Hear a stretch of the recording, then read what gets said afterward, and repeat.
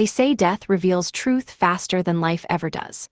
In one silent hospital room, with no witnesses and no second chances, I learned exactly where I stood in my husband's family.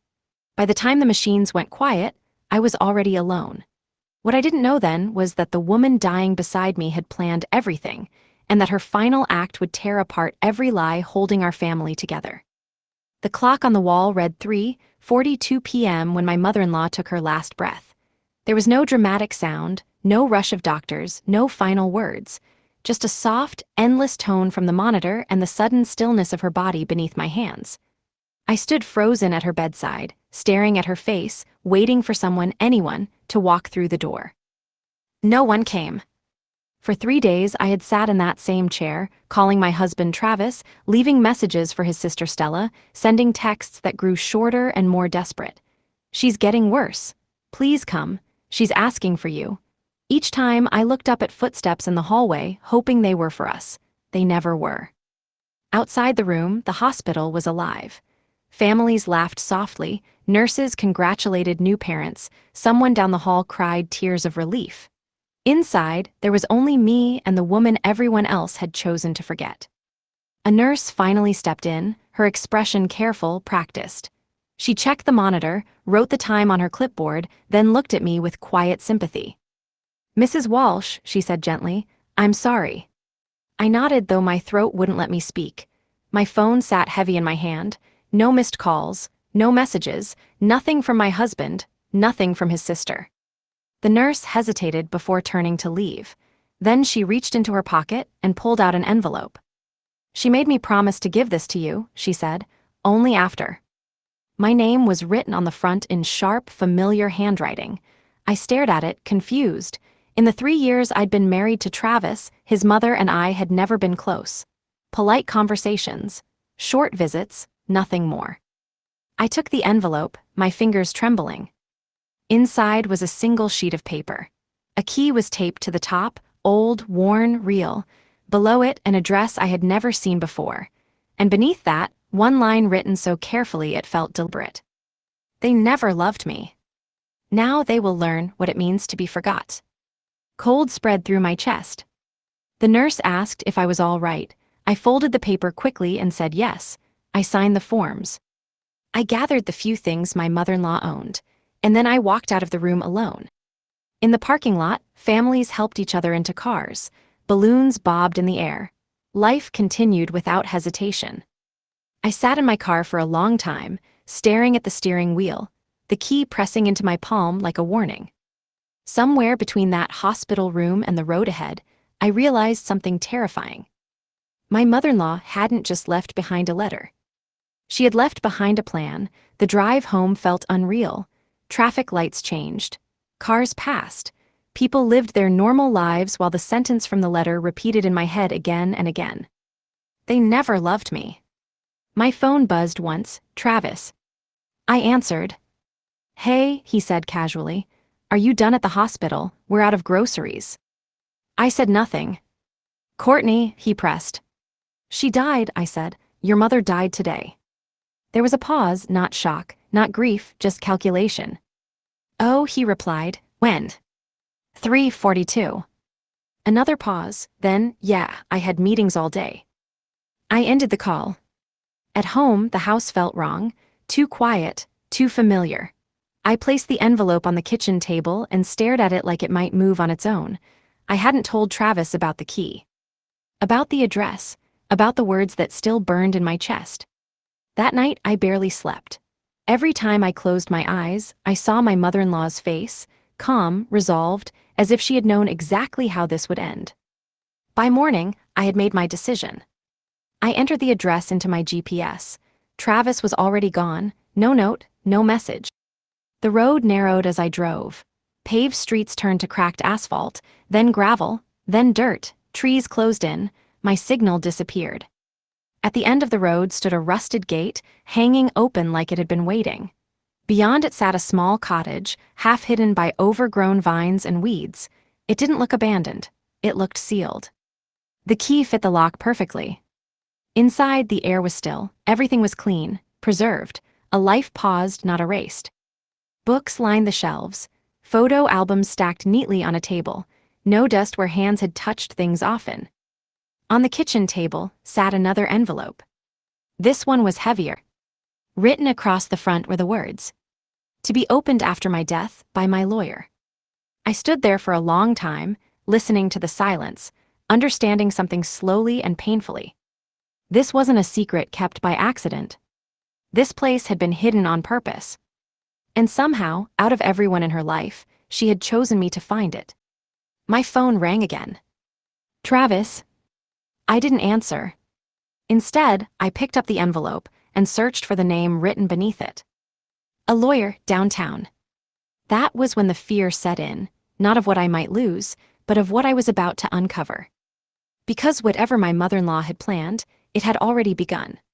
And none of us were ready for it. I left the cottage before sunset, locking the door behind me like it was something alive that needed guarding. I didn't take anything, not the photos, not the envelopes, just the knowledge that my mother-in-law had lived an entire life no one in her family knew about or cared to. When I got home, Travis was waiting. "You didn't answer my calls," he said, standing in the kitchen like he owned the space. "Where were you?" "At your mother's place," I replied. He frowned. "She lived in assisted living." "Not that place." Something shifted in his eyes, just for a second. "What are you talking about?" I ignored the question. "Her lawyer called. We need to be at her office tomorrow morning, you and Stella." He scoffed. "For what? Mom had nothing." "That's what you think," I said. That night, Travis barely slept.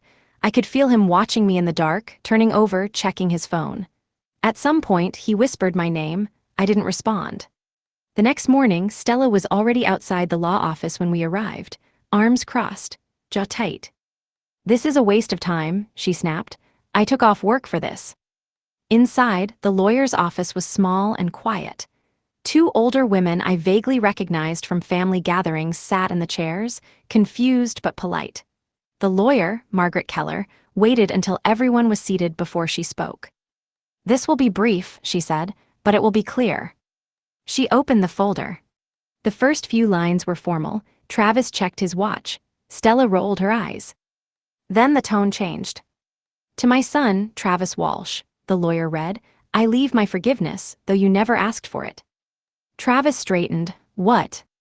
"To my daughter, Stella Walsh," she continued, "I leave my wedding ring.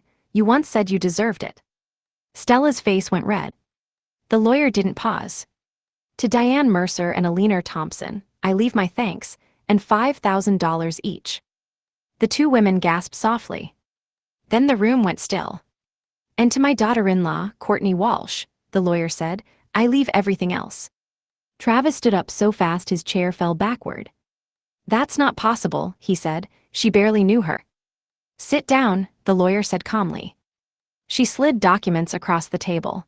Property deeds, account statements, numbers that didn't feel real. The cottage, investments, insurance. All of it. Stella laughed once, sharp and panicked. "This is a joke." "It's not," the lawyer replied. "The will was updated 2 months ago. Your mother was evaluated and declared fully competent."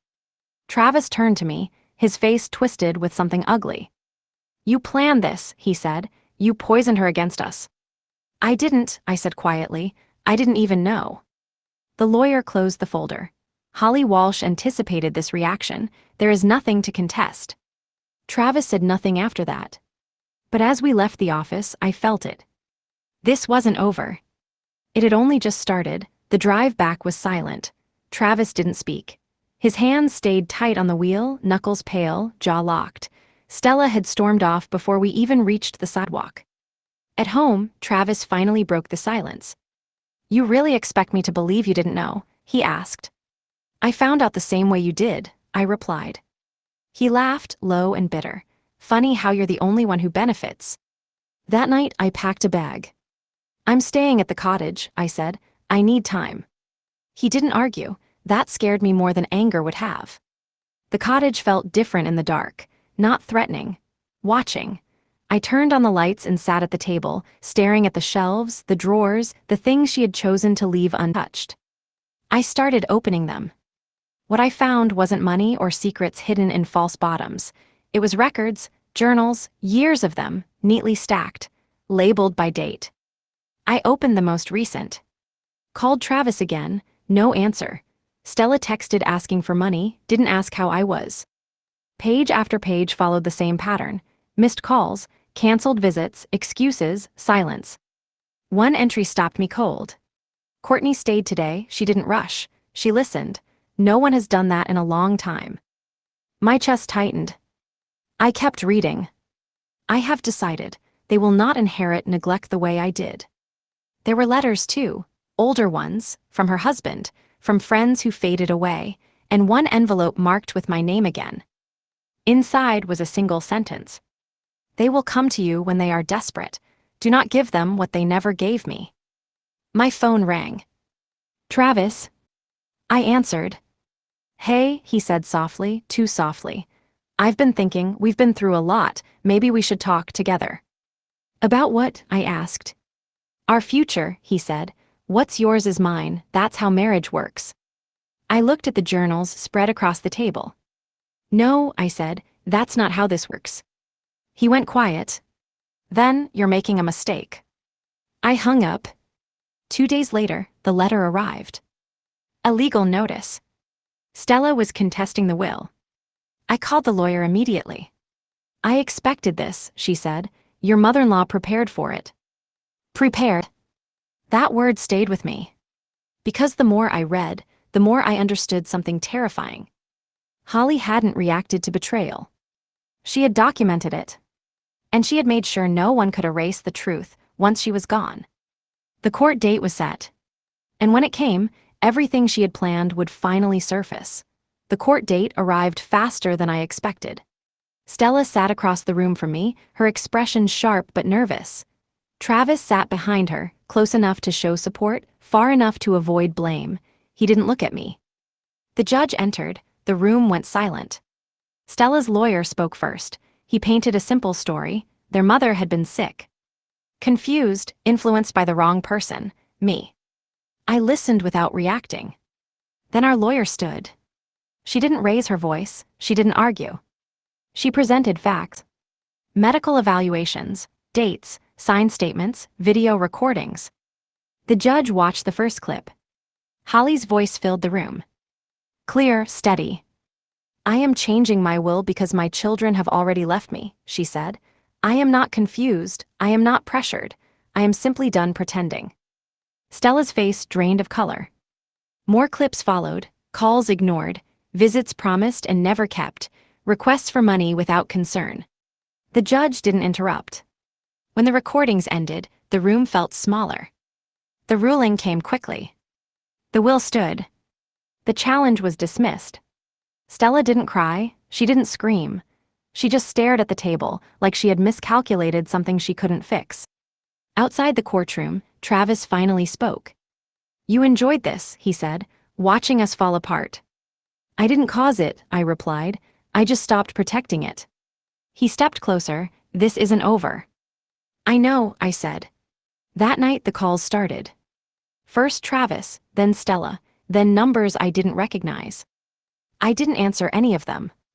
Instead, I went back to the cottage and opened the last journal. The final entry was short. If you're reading this, they are angry. Let them be. Anger means they finally noticed. My phone buzzed again. A message from Travis. We need to talk, this affects both of us. I typed one response. No, this affects you. And then I turned the phone off. Because Holly was right. They had noticed too late. The silence after the court ruling didn't last. It fractured. Travis showed up at the cottage the next evening. No warning, no call. He stood at the door like he still belonged there. You can't shut me out, he said. We're married. I didn't open the door fully. That didn't stop you from shutting her out.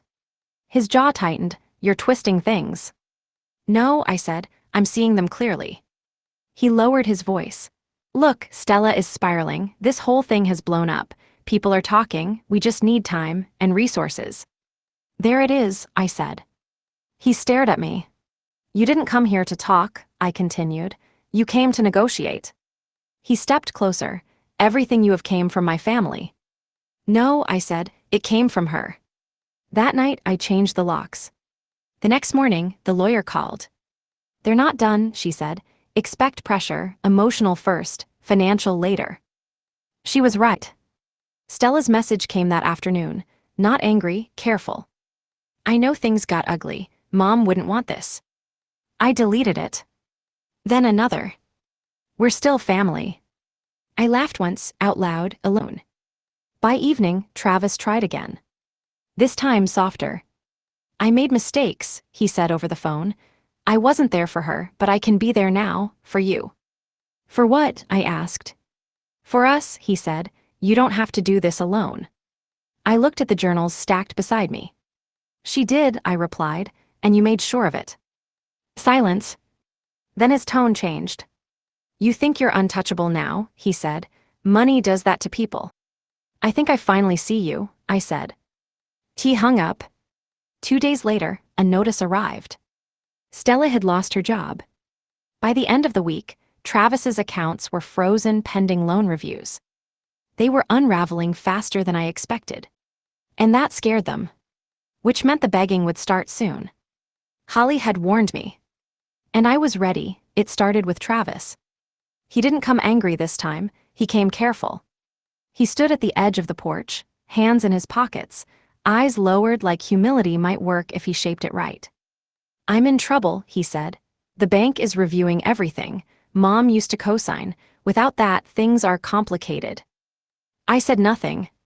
"I just need a little help," he continued. 5,000 just to get through this month." 5,000. The same amount his mother had given friends who showed up when he didn't. "She left everything to me," I said. "You already know that." "She's gone," he snapped, then caught himself. "I mean, she doesn't need it now." I looked at him, really looked. "You didn't need her when she was alive," I said. "Now you need her money." His face hardened. "So this is revenge?" "No," I replied. "This is the result." He left without another word. Stella came next, but not in person. She called at 2 in the morning. Her voice was unsteady. "I messed up, everything fell apart, I just need help, please." I let the voicemail end. Then another came. Then a text. I wouldn't ask if I wasn't desperate. I opened the envelope Holly had left for me months ago, the one I had memorized by now. I sent Stella a photo of the letter.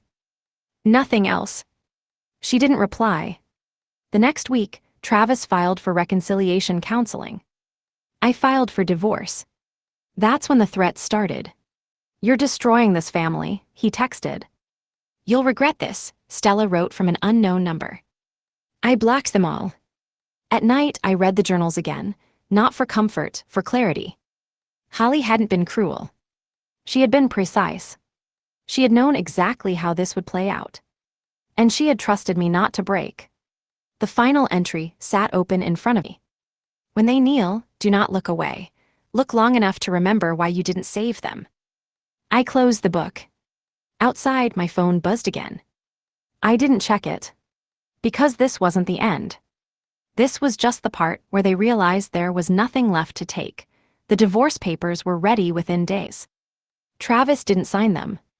Instead, he invited me to meet him. The message was careful, almost hopeful. "One last conversation, for closure." I agreed.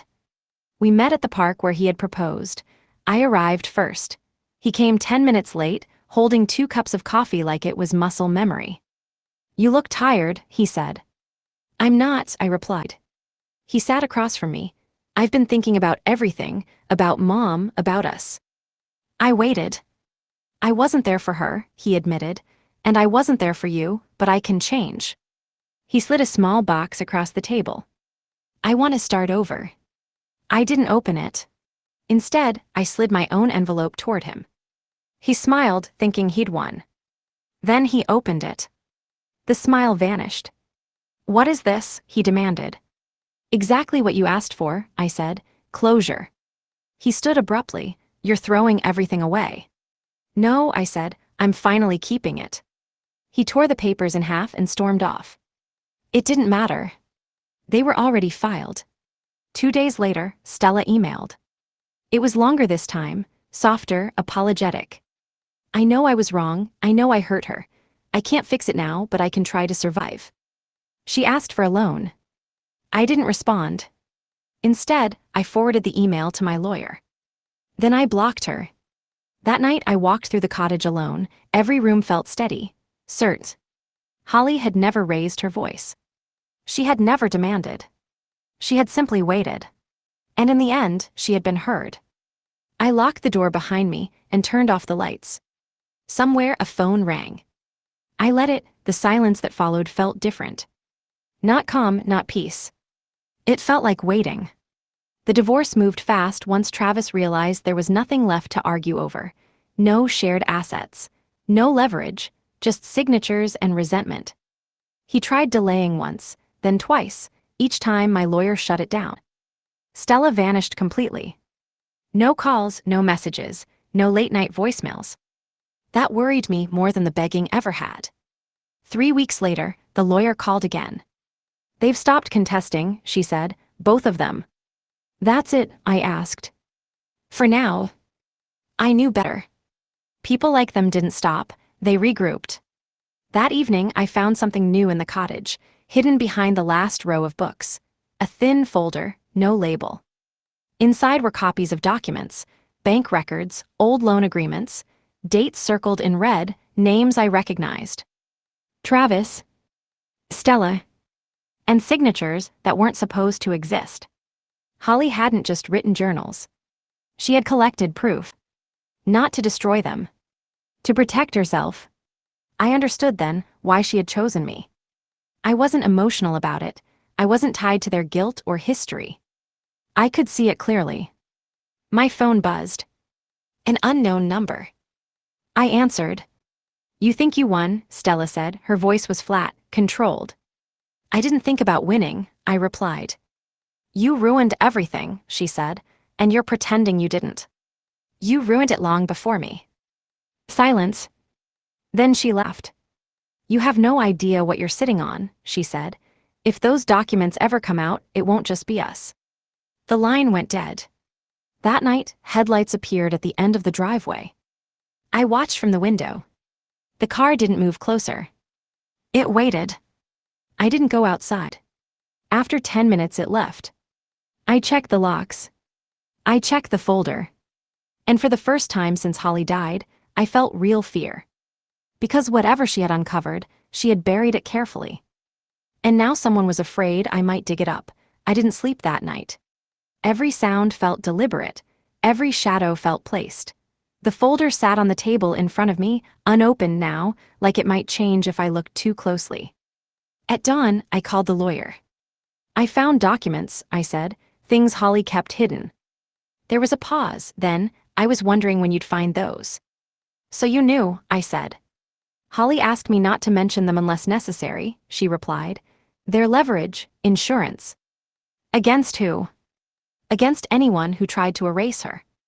That morning, Travis called for the first time in weeks. His voice was tight. We need to talk now. No, I said. You found something, he said. It wasn't a question. I said nothing. You don't understand what those papers mean, he continued. You release them, it won't just hurt us. I'm not planning to release anything, I said. That's not reassuring, he snapped.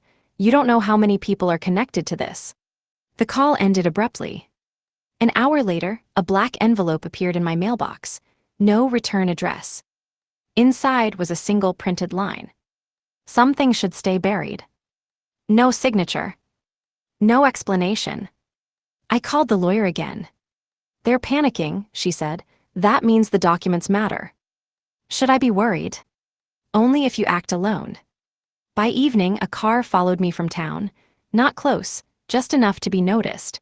When I turned onto the gravel road, it slowed, then disappeared. I didn't go back to the cottage that night. Instead, I stayed somewhere they wouldn't expect. Because Holly had been careful. And now, I had to be smarter than the people who had spent years lying without consequence. This wasn't about inheritance anymore. This was about control. And someone was losing it. By the third day, the pressure was everywhere.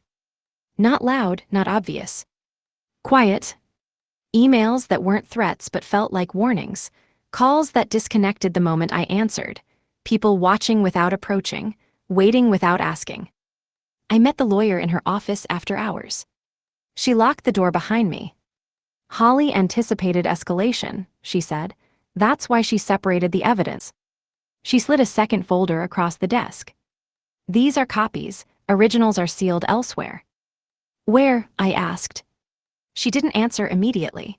Somewhere no one would look unless they already knew. I thought of the cottage, the journals, the floorboards that creaked only in certain places. Travis contacted me, the lawyer continued. He wanted assurances, I gave him none. That night, my phone rang from a blocked number. I answered. You're playing a dangerous game, a man's voice said, not Travis. Older, controlled. I didn't start it, I replied. No, he said, but you're standing in the middle of it now. Who are you? Someone who benefited from silence. The line went dead. The next morning, the news broke. A local business was under investigation. Financial misconduct, forged signatures, loans taken in other people's names. Travis's former company. His name wasn't mentioned. Yet, by afternoon, Stella called. Her voice was shaking. You found it, didn't you? I found what your mother wanted found, I said. You don't understand, she whispered. If this goes public. It already is. She hung up crying. That evening, the lawyer sent me a message. They're unraveling, stay quiet. I did. The following day, Travis was arrested. Not for the inheritance. For everything else. I watched the report without emotion. Because this wasn't revenge. It was gravity. And everything that had been floating on lies was finally falling. Travis didn't call from jail. He sent someone else. The message came through the lawyer. He wants to talk, just once. I said no. An hour later, Stella called again. This time she didn't hide the fear. They're asking questions, she said. Real questions, about signatures, about accounts, about Mom. I stayed silent. You don't know everything, she rushed on. He didn't do it alone. I know, I said. That stopped her. You always thought Mom was weak, I continued. You thought she didn't notice, she noticed everything. There was a long pause, then Stella spoke quietly. He made me sign, she said it was temporary, said it would help the business, said Mom would never find out. She did, I replied. And you're just going to let this happen, she asked. It already is. She started crying, not loud, not dramatic, just broken. He promised me it would all be fine, she whispered. So did you, I said, every time you didn't show up. She hung up. That night, I went back to the cottage. I lifted the loose floorboard Holly had marked in one of her journals. Beneath it was a small metal box. Inside were originals, signed, dated, enough to end careers. And one more letter. Addressed to me. If you're reading this, they crossed the line I knew they would. Do nothing. The truth moves faster when you don't interfere. I closed the box and replaced the board.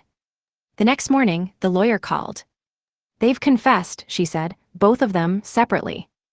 I closed my eyes. Holly hadn't planned revenge. She had planned inevitability. And now there was nothing left for me to do. The confessions didn't bring relief. They brought silence. No more calls, no messages, no warnings disguised as concern. Travis was held without bail pending further investigation. Stella disappeared from every place she used to exist, social media, work, mutual contacts. The lawyer advised me to stay unavailable. People panic when they realize the damage is permanent, she said. That's when they make mistakes. I followed her advice. 2 days later, someone broke into the cottage. Nothing was taken. Nothing was touched. Except the floor.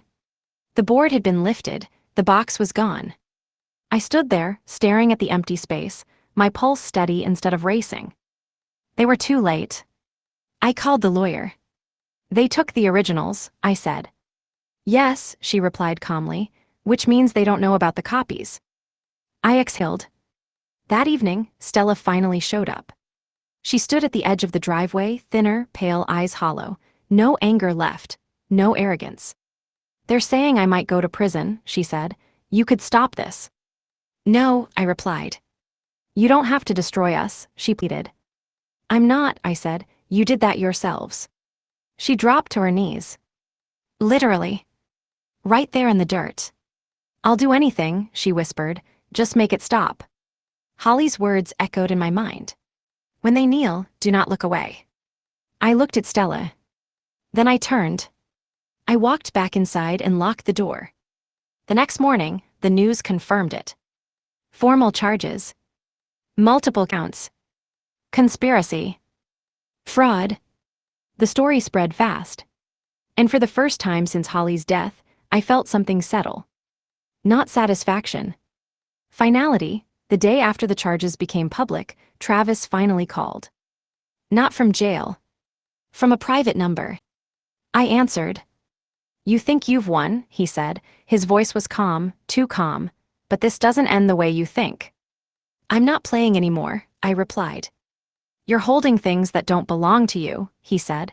Things that could disappear. They already tried, I said. It didn't work. Silence stretched between us.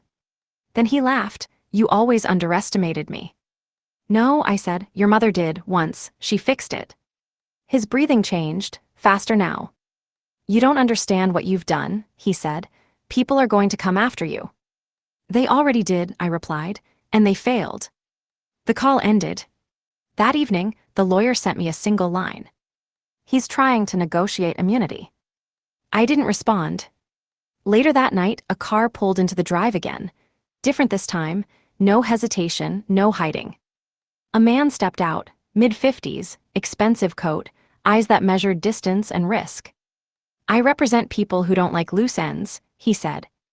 I don't have any, I replied. You do, he said. You're one of them. I didn't move. Walk away, he continued. Sell the property, leave town, forget everything. And if I don't? He smiled slightly, then things become complicated. I looked past him, toward the cottage.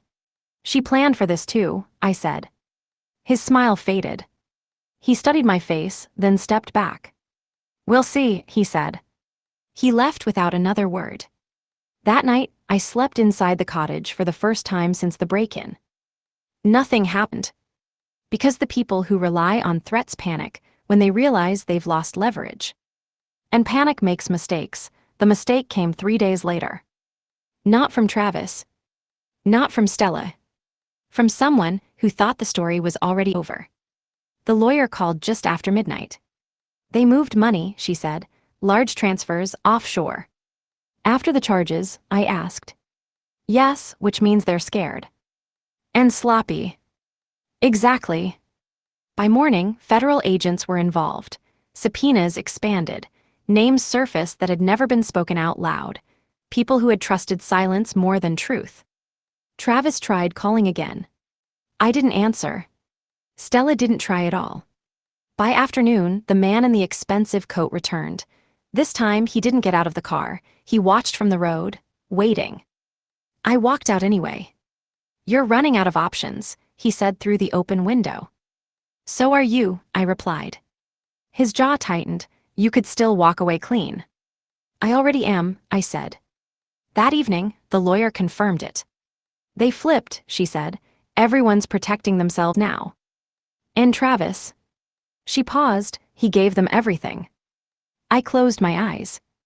Not out of sadness. Out of recognition. That night, the car didn't come back. Neither did the calls. Because once the truth is loose, no one controls where it goes. Holly had known that. And now, so did they. The silence broke with an email. Not from Travis. Not from Stella. From a law firm I didn't recognize. Subject, settlement discussion. I forwarded it to my lawyer without opening it. She called minutes later. They want you quiet. I already am, I said. They want it permanent. The meeting was scheduled anyway. Neutral building, private room, no windows. 2 men waited inside. Suits, calm faces, controlled voices. You've been through a lot, one of them said. This situation escalated faster than anyone expected. That's what happens when lies stack up, I replied. They exchanged a glance. We're prepared to make an offer, the other said. Enough to ensure you're comfortable for life. And in return, you relocate, you don't testify beyond what's required, you don't speak publicly, ever. I leaned back. You're late. The first man frowned. Late. The damage is done, I said. The records are already shared. Copies exist where you can't reach them. His jaw tightened. You don't know who you're crossing. I do, I said. People who thought no one was watching. The second man closed his folder. Think carefully. I already have, I replied. I stood. They didn't stop me. Outside, my phone buzzed. A text from the lawyer. Federal charges expanded. No deal will stop this now. That night, I returned to the cottage. I opened the final journal, the last page. They will try to buy silence. Remember, truth doesn't need permission. I closed the book. Somewhere far away, someone was realizing they had lost control. And there was nothing left to offer me. The arrests came quietly. No sirens, no cameras. Just names disappearing from offices, boardrooms, and social circles overnight. Travis was transferred to federal custody. His attorney resigned 2 days later. Stella accepted a plea deal that erased her name from headlines, but not from records. I didn't attend any hearings. I didn't need to. The lawyer kept me informed with short messages. Another indictment. Another account frozen. Another witness cooperating. The man in the expensive coat never returned. Instead, a final letter arrived. No threats, no demands. Just one sentence. This ends now. It already had. Weeks passed, the cottage stayed quiet, no cars, no strangers, no footsteps in the dark. The lawyer called one last time. They're done, she said. There's nothing left for you to worry about. I thanked her and ended the call. That night, I opened the box beneath the floorboard again. I removed the last envelope. Holly's handwriting, slower, careful. You did exactly what I hoped you would. Nothing. I sealed the box and put it back. Because the most dangerous thing I had done wasn't exposing them. It was refusing to interfere. The world moved on. News cycles replaced names. New scandals buried old ones. What had once felt explosive faded into background noise. That was the point. No one contacted me anymore. No lawyers, no strangers, no threats. The lawyer confirmed everything was finalized, assets secured, estate closed, case complete. I burned the last copy of the documents that night. Not because I was afraid. Because they were no longer needed. A week later, I received a message from an unknown number. I'm sorry. No name, no context. I didn't reply. The cottage felt different now, not watched, not waiting. Finished. I opened the final journal one last time. There was nothing left unread, nothing hidden. Holly hadn't wanted revenge. She had wanted certainty. I closed the book and placed it back on the shelf. Outside, the road was empty. No headlights. No footsteps. No one coming back. Because some endings don't need witnesses. They just need time. A year passed without warning. No anniversaries, no reminders, just distance. The files stayed sealed. The case was no longer discussed. Travis's name surfaced once in a brief article about sentencing. Stella's never appeared again. People learned not to ask me questions. That made them nervous. The cottage remained exactly as it was. No renovations, no changes, it didn't need them.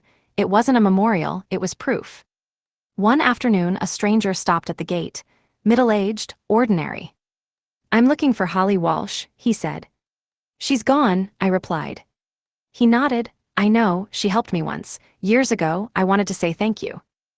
I said nothing. She told me, he added, that some debts don't need repayment, just witnesses. Then he left. That night, I checked the journals again. One sentence stood out that I hadn't noticed before. The safest place for truth is where no one expects it to survive. I locked the door. Because some stories don't end. They just stop being told out loud. The last thing to disappear was the fear. It didn't leave suddenly. It faded in pieces. One quiet morning, one unlocked door, one night without checking the road. Nothing came back. No apologies, no explanations, no revenge disguised as regret. The cottage stayed untouched. The journals stayed sealed. What Holly had built remained exactly where she left it, complete, contained, finished. One evening, I received a certified envelope. No sender listed. Inside was a single document. Case closed. No signatures, no ceremony. I folded it once and placed it inside the final journal. Outside, the wind moved through the trees, steady and indifferent, the same way it had before everything fell apart, the same way it would long after. Holly had been right about one thing. People don't fear punishment. They fear being exposed and then ignored. I locked the door for the last time and walked away from the cottage without looking back. Somewhere behind me, a story ended. And nothing followed me out. You have reached the end of the text.